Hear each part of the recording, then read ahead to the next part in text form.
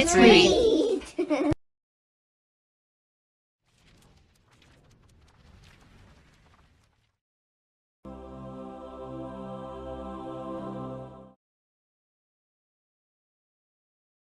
Sigmund's birthday surprise. All right, and here's the map of Fern Hollow. All right. The birds were singing, and the early morning sunshine was shining through the trees as Mr. Periwinkle, the postman, came driving along the lane in his mail van.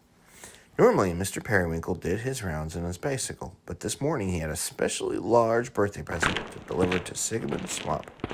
It was a long wooden crate, and rather strange snorting noises were coming out of it. The crate was very heavy, and Sigmund had to help Mr. Periwinkle carry it into the house. It says, "From Uncle Oscar to Sigmund on his birthday," said Sigmund, reading the label. I wonder what it could be. Carefully, Sigmund began to pry the lid off the case. As he did this, the snorting noises from the inside grew louder and louder until at last the lid popped open and out popped an enormous crocodile. In the twinkling of an eye, Mr. Periwinkle rushed out to his van and drove away. Sigmund scrambled on top of a cupboard. Meanwhile, the crocodile began to gobble up the poor toad's breakfast. He was very hungry. In fact, he hadn't a bite to eat since he left the Amazon jungle where Uncle Oscar had gotten him. Having polished off Sigmund's breakfast, the crocodile still felt hungry and went looking for more.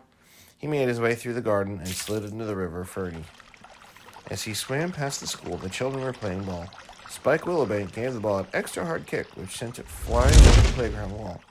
It would have landed in the river, but the crocodile caught it in his mouth and made a nice little snack out of it. Chomp. He ate it.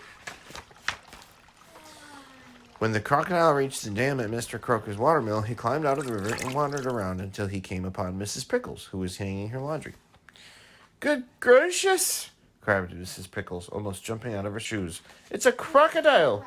And she scurried into her house and bolted the door behind her. As for the crocodile, he took a likely to her laundry and ate the sheets, pillowcases, and all. Mrs. Pickles' laundry had been very tasty, but now the crocodile sniffed the air and caught the scent that was absolutely delicious. It was coming from the bakery where Mr. Acorn had just finished baking a batch of cream buns and jam tarts. What a feast they made! The crocodile ate every last one of them, smacked his lips, and devoured a shelf of crusty loaves. "Go away at once!" shouted Mr. Acorn, waving his rolling pin angrily, but the greedy animal didn't leave until he had eaten everything in sight. By this time, Sigmund had informed P.C. Hoppet about the escaped crocodile, and together they set out to track him down. They hadn't been searching long when Sigmund heard an odd little sound coming from behind a tree. It was a crocodile, and he was crying. "Dear me," whispered P.C. Hoppet. "What can be the matter with him?" "I expect he's feeling lonely," replied Sigmund. "After all, he's the only crocodile in Fern Hollow." "Yes," agreed P.C. Hoppet. "I think I'd better telephone Poppertown Zoo to come and take him away. There are bound to be other crocodiles at the zoo to keep him company."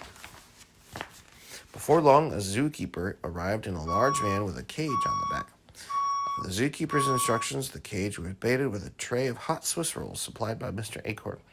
Then everyone hid themselves and waited. The crocodile was still crying behind his tree. When he caught the delicious smell of the Swiss rolls, he quickly perked up and crawled out to investigate. The moment he was in the cage, the zookeeper leapt out from his hiding place and locked the door. "Hooray!" cried everyone. Said the crocodile, munching on the Swiss rolls. It turned out that Sigmund's Uncle Oscar had intended to send the crocodile to the zoo.